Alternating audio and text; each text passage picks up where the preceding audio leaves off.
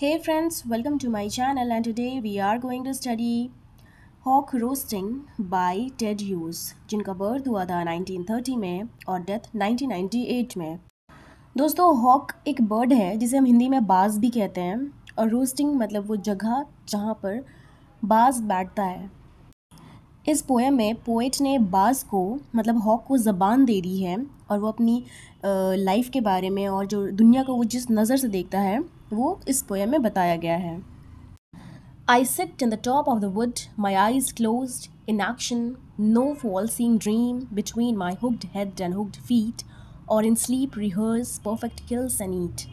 क्या कहता है कि मैं जंगल में सबसे ऊपर बैठता हूँ और मेरी आंखें बंद होती हैं, बैठा रहता हूँ, कुछ काम नहीं करता और आंखें बंद होकर मैं सोचता रहता हूँ।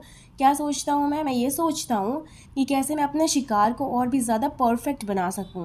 जो शिकार मैं करता हूँ उस शिकार में मैं और भी ज़्यादा महारत कैसे हासिल कर लूँ।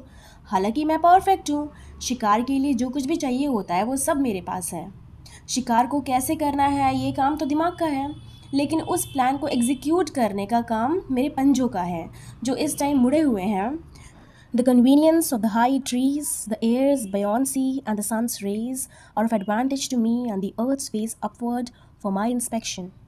मैं ऊंचे पेड़ के ऊपर बैठा हूँ जिसकी वजह से मुझे बहुत ज़्यादा फ़ायदा होता है और ये हवा इन पेड़ों की शाखाओं को हिलाती रहती है जिसकी वजह से ये पेड़ों की शाखाएं मेरी आँखों से हट जाती हैं, नीचे हो जाती हैं और नीचे ज़मीन के ऊपर चल रहे क्रिएचर्स मुझे दिखाई देने लगते हैं और ये सूरज की किरणें मेरी मदद करती हैं अच्छे से देखने में। कहने का ये मतलब है कि पेड़, हवाएं और सूरज की किरणें सभी मेरी मदद करती हैं शिकार को करने में। ऐसा लगता है कि ये दुनिया मेरे पास ऊपर उठ के आ रही है ताकि मैं नीचे चल रहे क्रिएचर्स को देख सकूं और अपना शिकार कर सकूं। My feet are locked upon the rough bark. It took the whole of creation to produce my foot, my each feather. Now I hold creation in my foot. मैं जमकर पेड़ के ऊपर बैठा रहता हूँ, पेड़ की शाख के ऊपर के हिस्से को मेरे पंजे कसकर पकड़ते हैं।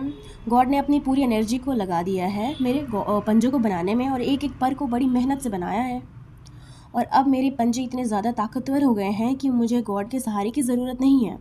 मतलब जिस गॉड ने मुझे बनाया है अब मुझे उसकी भी ज़रूरत नहीं है, उसके सहारे की मुझे ज़रूरत नहीं है। अब गॉड ने जितने भी क्रिएचर्स को बनाया है मैं सबका शिकार कर सकता हूँ, सभी क्रिएचर्स मेरे पैरों के नीचे हैं।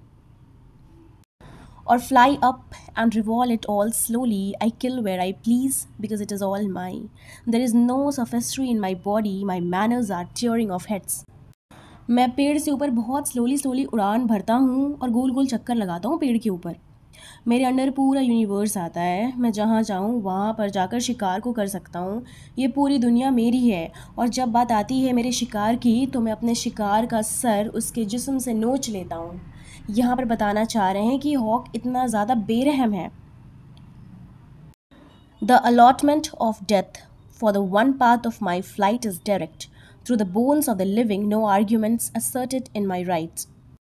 हॉक का ऐसा मानना है कि उसको ये रिस्पॉन्सिबिलिटी दी गई है कि वो दूसरे लिविंग क्रिएचर्स को जान से मारे। जब मैं उड़ान भरता हूँ तो डायरेक्ट अपने शिकार के ऊपर जाकर रुकता हूँ। मेरी उड़ान किसी की मौत से जुड़ी होती है, मतलब मेरा शिकार मुझसे बच नहीं सकता। एक बार मैंने ठान लिया शिकार करना है तो फिर उसकी मौत पक्की है और ये शिकार करना मेरा लीगल राइट्स है क्योंकि मुझे इस तरीके के पावर्स दी गई हैं कि मैं उड़ान भर सकूँ और शिकार को कर सकूँ। मुझे बनाया ही कुछ इस तरीके से गया है कि मैं शिकार करूं, तो इसलिए ये मेरा लीगल राइट्स है। The sun is behind me, nothing has changed since I began, my eyes has permitted no change, I am going to keep things. सूरज भी मेरे पीछे है। दोस्तों यहाँ पर हॉक बता रहा है कि मुझे मारने के लिए ही बनाया गया है और मैं अपना काम बखूबी कर रहा हूँ। जिस काम के लिए मुझे बनाया गया है मैं उसी काम को कर रहा हूँ और मेरी पोजीशन टॉप पर है। जंगल में फूड चेन को बनाने के लिए मेरी पोजीशन टॉप पर है। जो शिकार में करता हूँ उससे फूड चेन बनती है, तो मुझे इसी तरह से जानवरों को मारते रहना होगा ताकि ये जंगल ऐसा ही चलता रहे और मेरा नाम हमेशा हमेशा ऊपर ही रहे। Thank you friends for watching my video.